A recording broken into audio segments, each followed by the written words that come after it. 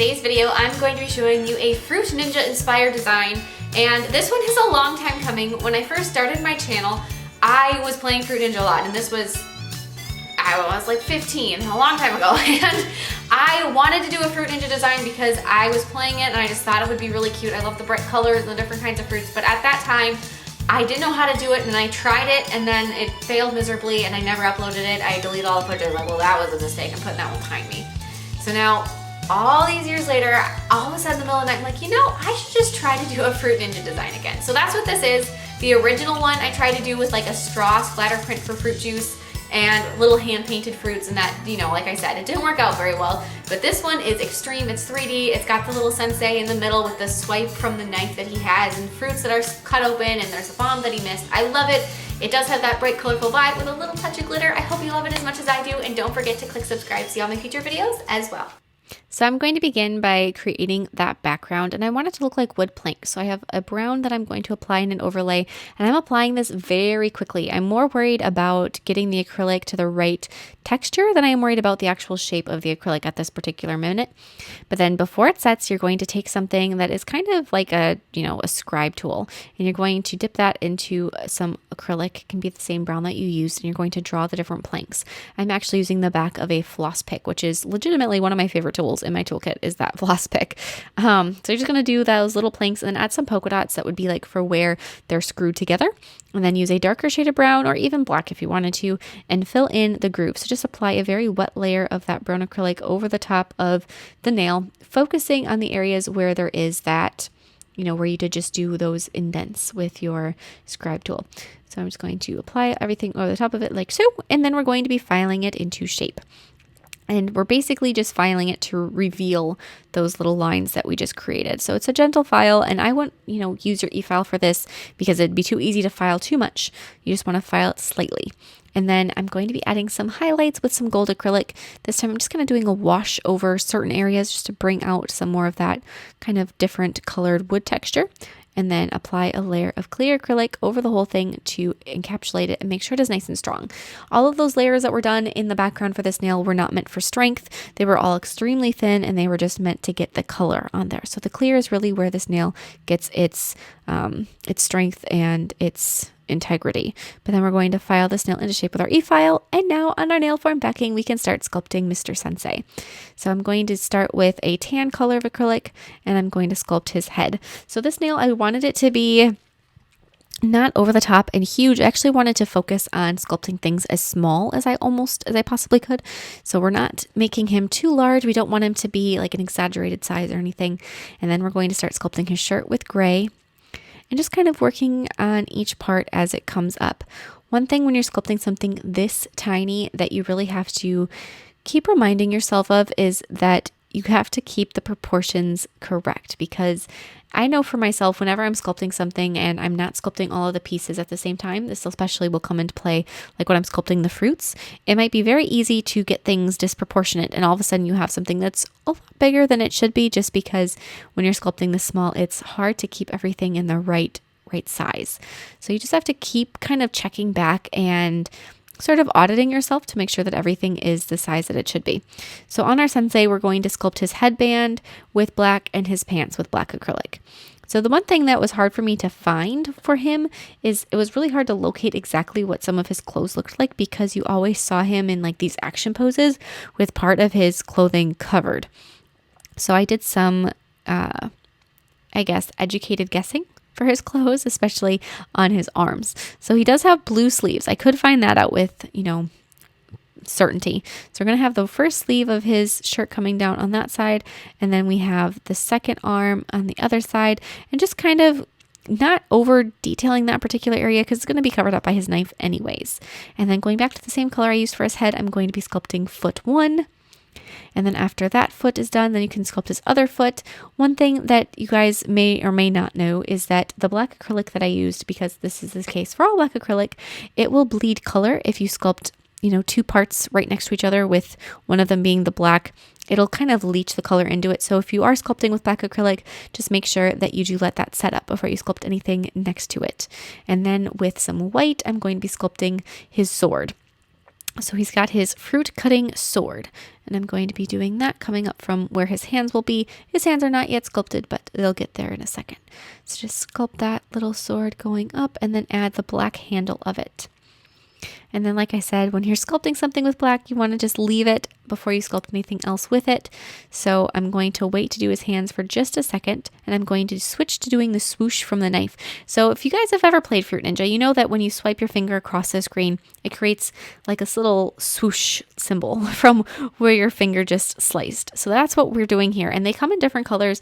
I know there's different versions of the app. I haven't played it in years, actually, but there's different colors, and they kind of change color depending on, I don't know if it's what version of the game you're playing or what level you're on or what the deal is. But for him, I just wanted to keep it kind of light and bright, and I just did that silver glitter, and it catches the light so nicely in the end.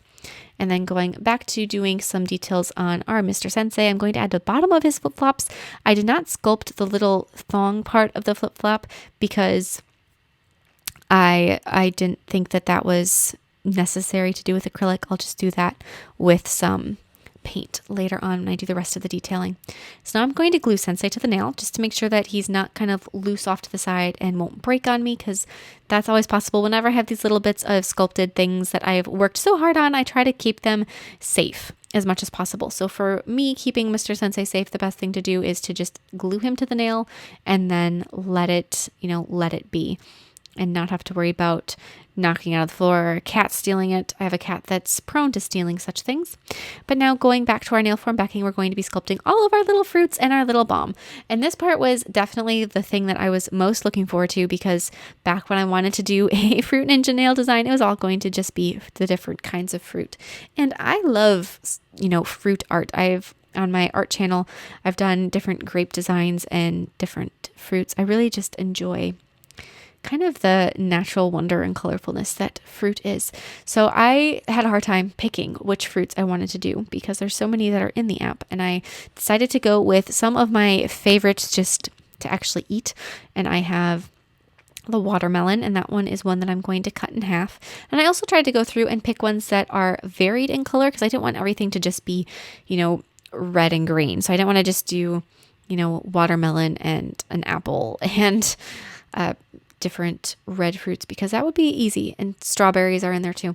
So I'm going to do some watermelon, and then I did some bananas and coconut and an orange.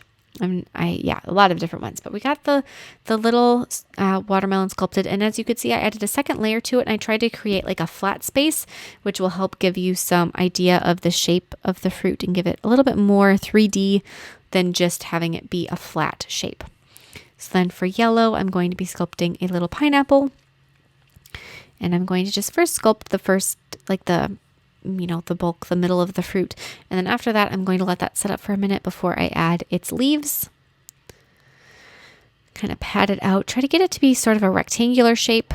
When you're working with all these little bits of acrylic, like I said, try to keep them proportionate. But when you're doing that, and it's sometimes very difficult to get the right amount of acrylic, if you find that you get, acrylic and you just don't have enough, if you immediately set down a bead of acrylic and it's not right, whether it's too big, too small, too dry, too wet, whatever it is, you can do one of two things. You can either try to make it work, and if it's too dry, add just a tap of monomer. If it's too wet, let it sit up for a second before you mess with it. If it's too big, try to get rid of some of the acrylic. If it's too small, try to add some of the acrylic.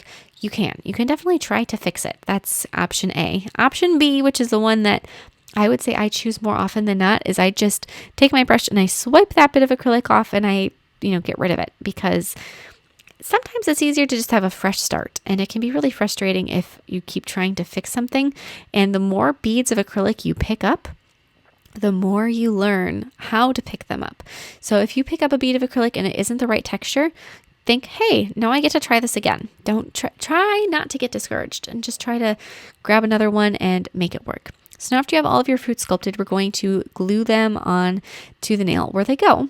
And when you're doing this, like I said before, try to vary the color placement so that you don't, if you do have two yellow ones, like I have a banana and a pineapple, try not to stick them right next to each other. For me, in my infinite wisdom, I did sculpt those as both whole fruits, so they do go closer together than they maybe should have. But we're going to do our sliced fruits first, and we're going to glue them onto that slicey swooshy mark. And then I'm going to glue the little bomb right kind of where it got missed just barely with the swoosh. And then you have your pineapple, and they don't all have to be right side up. They can certainly, some of them be upside down. So we got our little pineapple that we're going to glue in place, partially upside down, and then the banana.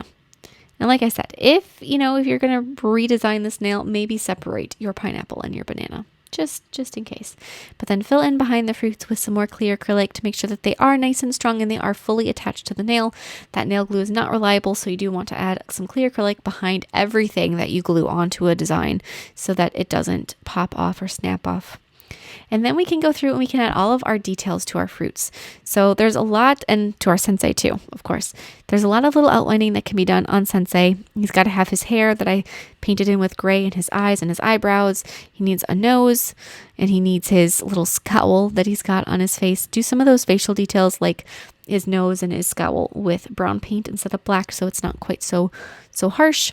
I'm going to brighten up his sword so it looks different or more different from the swooshy mark, with some white paint, and then just keep adding details to him as you see fit. Any outlines you want to do are great. I did add the little thong on the top of his flip-flops, and then I'm going to be adding all of my details to my fruit. So you got to add the interior color of the pineapple, or not pineapple, watermelon. On the pineapple, you have to have a little grid pattern for the texture of the outside of the pineapple. Do that with brown. Add some brown spots to your banana, some highlights to the leaves on your pineapple, as well as some little bit of green squiggly lines on your watermelon. And if you just Google Fruit Ninja or Fruit Ninja gameplay, or whatever, if you don't actually want to play the game, then you can find so many different fruit ideas, because there's a lot of different stills that somebody took, or screenshots that somebody took from the game, and there's a lot of fruit options. And then you can add details to your bomb. You want to add a little X across the top of it, a little white dot on the top. And then you're going to want to apply some gel sealer over the backgrounds, over that wooden base, and then over the little swooshy mark, the little silver swoosh from the knife. And then after you have gel sealer applied over all of that, you can go ahead and cure that, and then apply matte top coat over sensei and over the fruits and the bomb. And that is it. Like I said, this nail design is something that's just kind of, reminiscent for me. I hope you guys love it. And here is a Melody Minutes. Can you say it? Right, left. Now what are you going to do? What combo are you going to do? Can you say right, left? No. Alright, do it again. Whoa! Oh, you got me! How did you get me? I'm coming to get you now. Wow!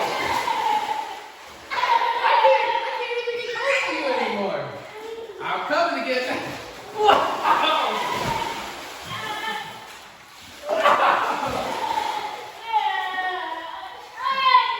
I bet you can't get me again. Thank you guys so much for watching. I hope you love this design, and I will see you all next time. Bye!